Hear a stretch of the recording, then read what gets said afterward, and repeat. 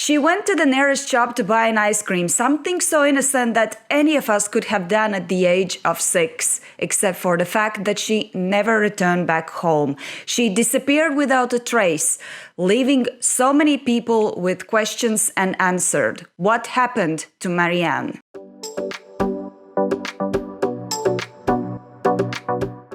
Hello my friends, welcome back to the channel. If you're new here, hi, my name is Gita Lighthouse. Here on my channel we have this very nice community. I love all of my subscribers and we are discussing mysteries, disappearances, true crime, and today's story is going to be about a mysterious disappearance of a little girl named Marianne in Norway. So this case has kept busy so many Norwegians' minds up to nowadays because this is a cold case, this is unsolved.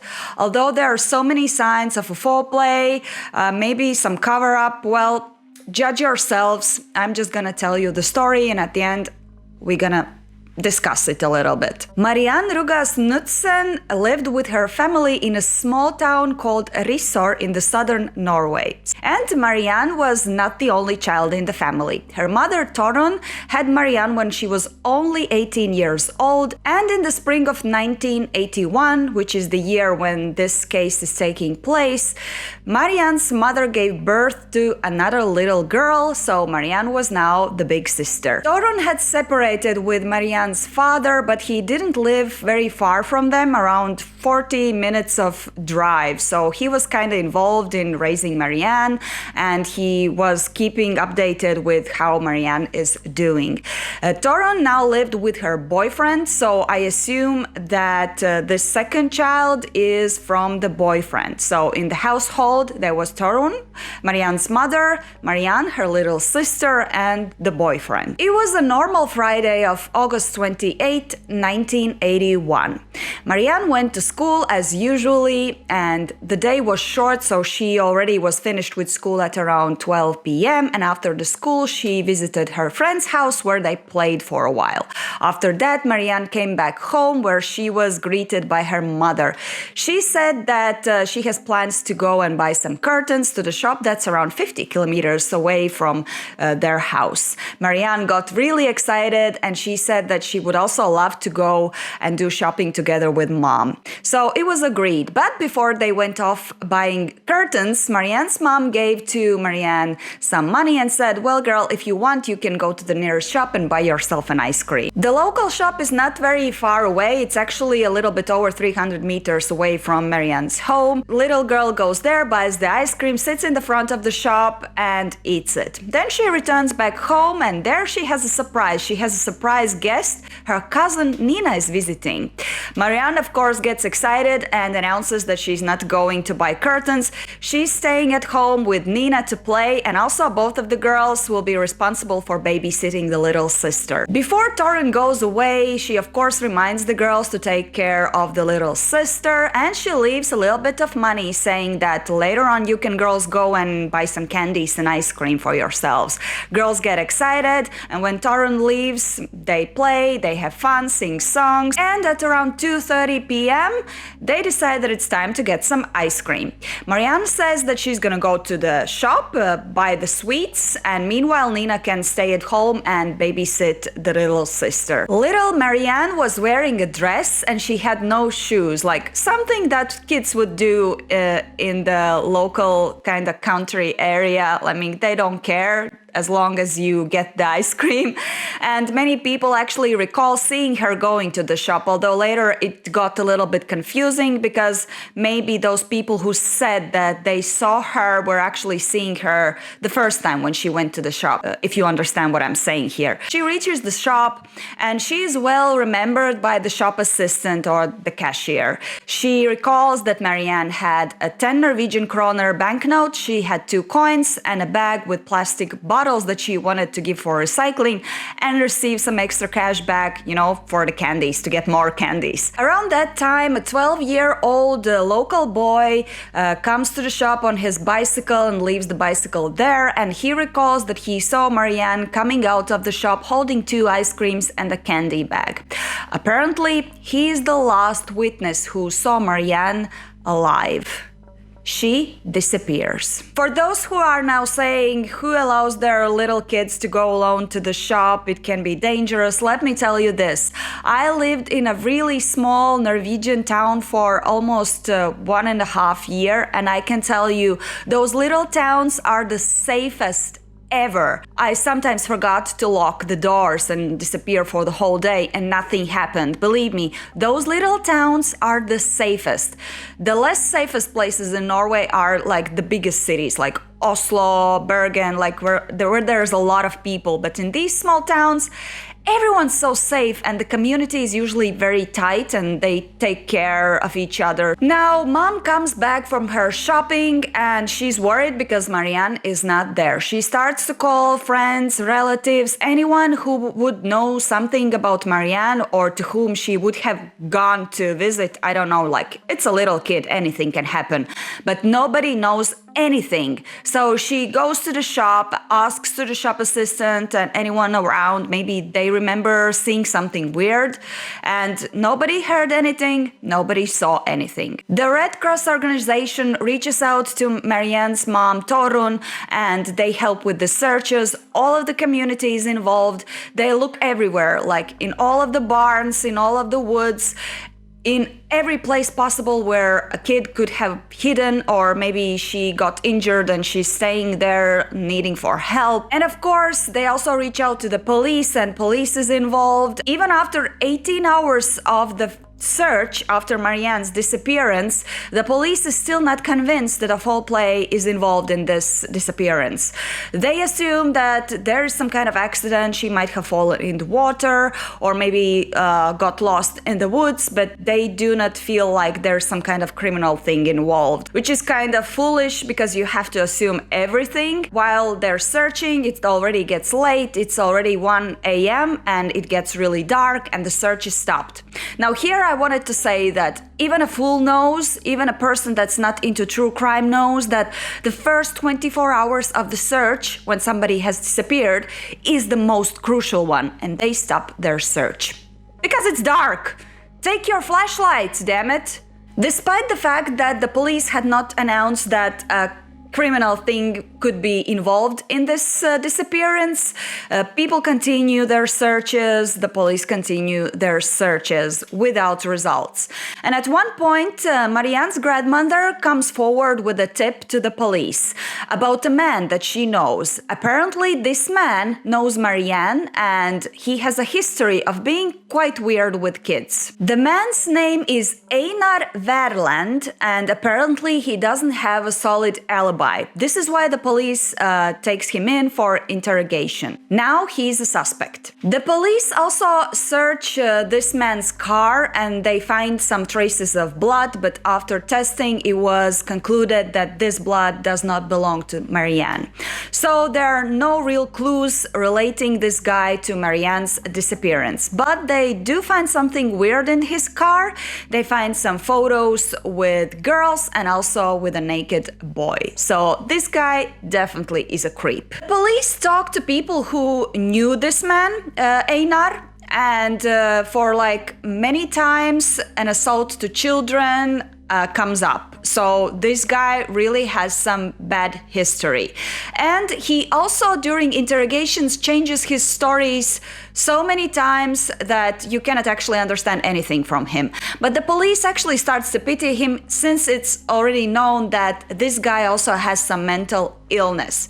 Whatever the case, whatever, maybe he has mental illness, but that does not exclude those photos and his activities towards little children. He's still a monster. A regulation from 1973 states that if a person disappears under striking circumstances, Kripos should be contacted. Kripos is like an FBI of Norway or something. They interfere when serious crimes have occurred. But the police and the local sheriff's office decide that, well, let's wait a little bit before we contact Kripos. Why? I think this is suspicious, and we're gonna talk about it a little bit later.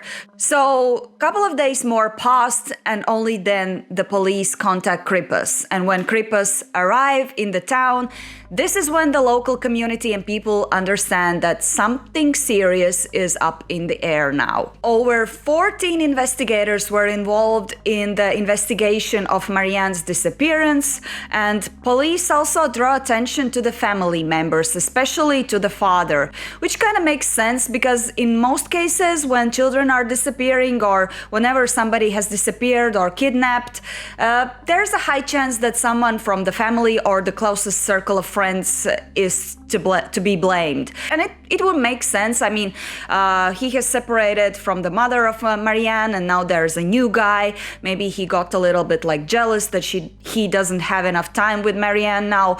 But this is discarded very quickly because like father was really involved in the search, and also in the interviews he said that Marianne was his love of the life, and this wasn't not the case. Father was not to blame at all. And finally, the police now starts to talk about a pedophile that is hunting for the kids in that area. Only now they're starting to seriously look at it as a criminal act, only when the Krippus has arrived and helping them.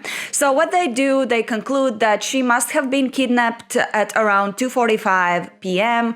somewhere nearby the shop or in the front of the shop, although there are no witnesses. What happens next is shocking. It's September 7th already, and since they don't have any clues or anything, it's like 10 days after Marianne has disappeared, the search was ended. 3 months pass, and Einar Verland, remember the guy, the creep guy who had those kids' photos in his car? He suddenly remembers and announces that yes, he was in fact in the front of the shop on that day when Marianne disappeared. And in his statement he said, I quote, "When I was around the corner by the school, a little girl caught up with me. When she came up by my side, she said, 'Hey Einar, it's me.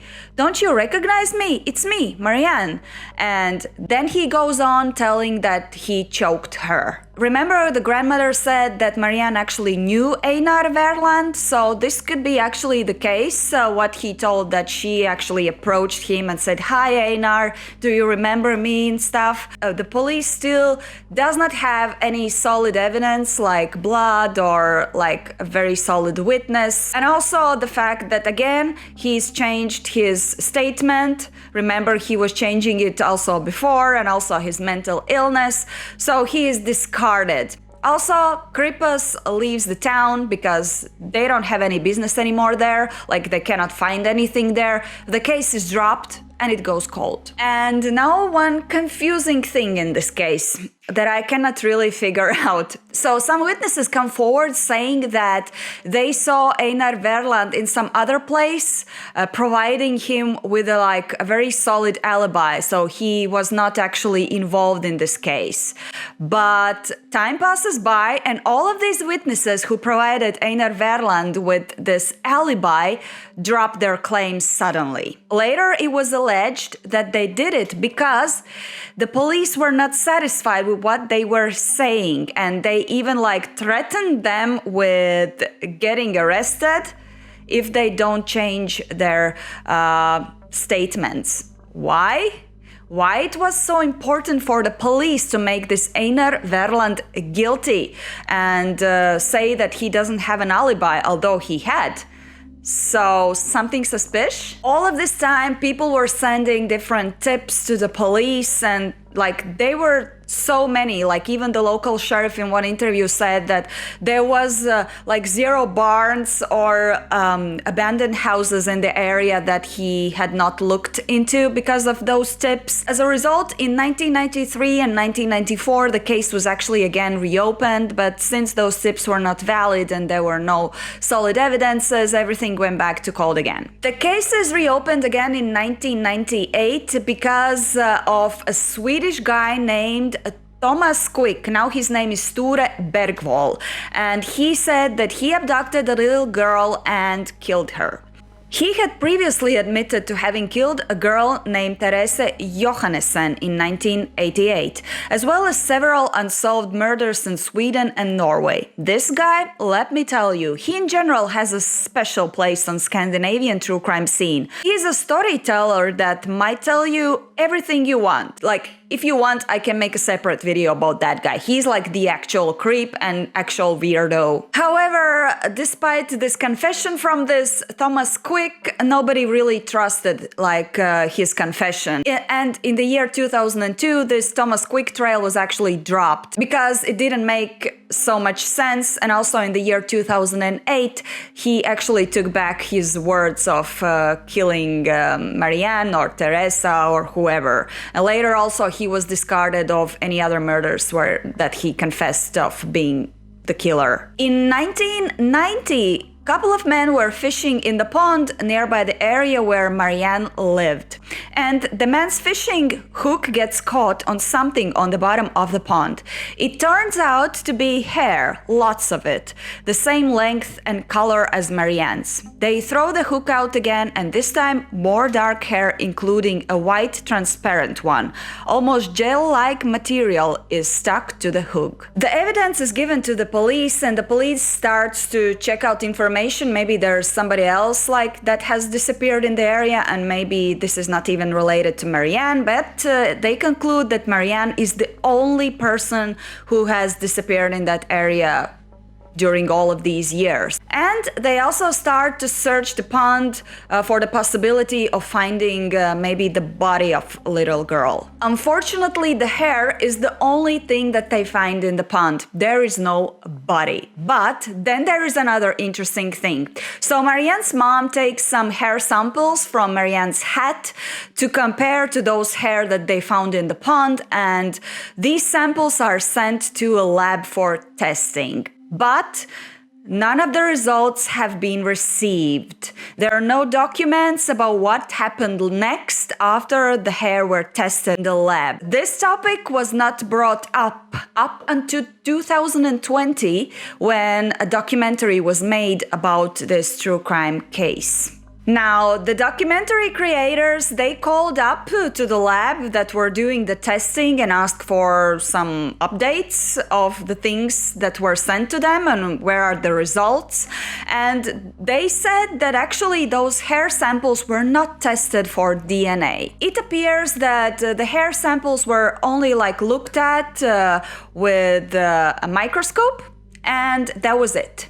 And they determined that they do not have the technology to dig deeper into DNA or whatever, so it was left like that. The creators of the documentary tried to understand whether those hair samples are actually available still somewhere in the archives. And they find out that yes, those samples are still there in the archive of the police. So they reach out to the police, and the mom, she writes an official letter, I guess, to get back those hair for her personal keeping, because the police is not doing anything with them anyways. The case is old and they're not looking into that direction anymore. And she receives the hair samples, and now she sends them for testing to two labs. One was in Norway and the other one was in Ohio in the US. Unfortunately, this does not lead anywhere, since those samples were so old, none of the labs could pick up traces of DNA there. However, the documentary creators, they started to look into the evidences and the statements from the witnesses and tips that the police was receiving during the 80s, when the case was still, let's say, warm. And oh my God, so many things. Let me tell you. A couple had told the police that on the night after Marianne went missing, they were riding bikes near the pond where the hair was found. According to them, they saw a little girl escaping two men. She was wearing a bright dress, had dark hair, and she was barefoot. There was also a Volvo station wagon car. But this couple decides to cycle further, which is why didn't you stop and ask, is everything okay? They assume that it's alright to see a little girl playing with two adult guys, and it doesn't even look like playing because she looked like she's escaping, but Whatever, I'm not judging here. Anyways, when they come back late in the evening, around 1.5 kilometers away from the initial place where she saw both of these guys, the car and the little girl, they see this car parked again. And this time they say that they heard like a scream that could have come from a child.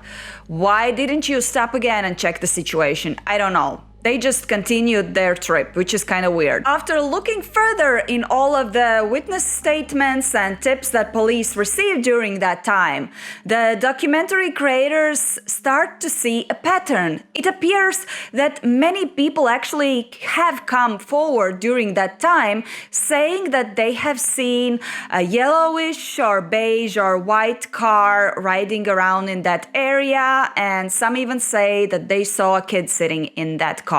Weirdly enough, the police did not follow up this tip about the car, although if you just put the dots together, you can find a pattern like the car by the pond, also people seeing this car in the area, but somehow they didn't feel it's important. And then a new tip comes in for the documentary creators. A retired policeman reaches out saying that he has some information that would shed a new light on Marianne's case. And this tip was about a 70-year-old man who allegedly, according to his words, could also be involved in the kidnapping of another little girl not so far from Marianne. I already mentioned her, Teresa Johannesson. This man also had a very bad reputation. Allegedly, he lured little girls in his car. People who knew this man said that he was kind of shy, weird, and they have caught him so many times trying to touch 5 to 6-year-old girls. Then they started to look into the witness statements, and apparently this guy has a yellow car, and some say that they have seen this car nearby the shop where Marianne disappeared, and that car was there like 20 minutes before Marianne's disappearance. And after Marianne was kidnapped, as I said, in the year 1988, Teresa Johannesson disappeared in a similar way than Marianne. So this happened in a place that was like a little bit further from the place where Marianne disappeared, in another town. But still, she went out to the nearest kiosk, which was really close to her home, and she didn't come back and nobody knows anything. And as it appears, this guy in this yellow car, this creep, quite often was in the area where Teresa was living because he had a friend there. So he was like coming and going in that area. And what is more, a couple of years after Teresa was kidnapped, this man moves out from Norway. He moves to Sweden, to completely different country. People say that this guy lived in a small farm where he also had like a compost, and people said that he was kind of weirdo. Whenever, let's say, he passed like a dead animal on the side of a street, or if he found it in the woods, he would pick that animal up and put it on his compost in his farm. Now, the investigators went to this farm that was abandoned. There was nothing. It was like left empty. And they started to investigate the site of the compost, and they find, of course, a lot of bones, and when they test them, they find, of course, a lot of animal bones, which makes sense, but also there were some bones that they couldn't identify, because mainly it was left there during the 80s, so it's logic that you cannot identify, but maybe in that compost there was something more than animals, just one of the theories. And now the main question is, will we ever know the truth? Who is this guy? Was he guilty? Well, if he was even guilty, then he took all of his guilt and his dirty deeds to his grave. Because soon after this documentary was made, this man died. From year 2016 up to 19, the family tried to get the police to reopen the case, but in 2019, the police declined this request. The discoveries made at the documentary were shared with the police, but up to this moment, there are no updates. I'm literally very confused. I'm really actually also angry about the work that was done during the time when this case still could be solved during the 80s and 90s. Why did the police did not call Kripas earlier? Why they were so reluctant to announce that there's a criminal act involved so that things could have been taken more seriously?